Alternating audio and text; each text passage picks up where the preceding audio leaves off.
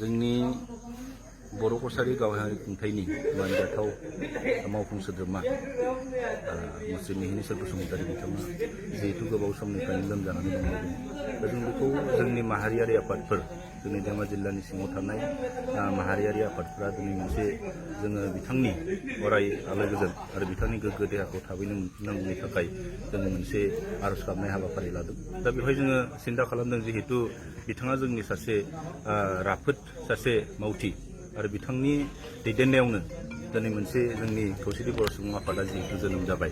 जोनोम जाखांनायनि उनावहाय बिथांनि दैदेननायावनो मोनसे जोङो बिटिआरनि बाहेराव जिहेतु जोङो बर' कसारि गावहारि खुंथाय मोनसे मोननो हाबाय।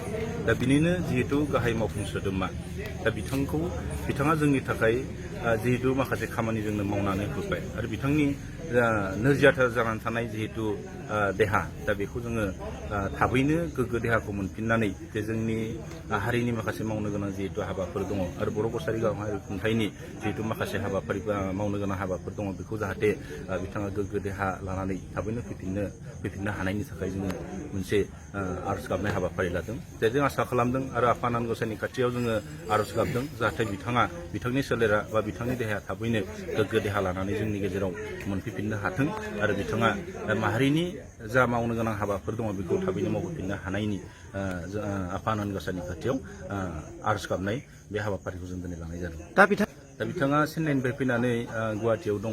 गुवाहाटियाव बिथाङा गावनि देहाखौ नायनो थाखाय साननैसो जिरायना दङ। जों मिथिनायाव बिथांनि देहाया दासिमबो एसेबां मोजां नङा। दा बिनि थाखायनो जोङो जोंनि आफादफोरखौ जों खावलायलायनायनि गेजेरजों जाहाथे बिथाङा थाबैनो गोख्रैयैनो बिथां गोग्गो देहाखौ लानानै फैफिननो हाथों बेनो जोंनि आफा आनान गसाइनि खाथियाव आरज।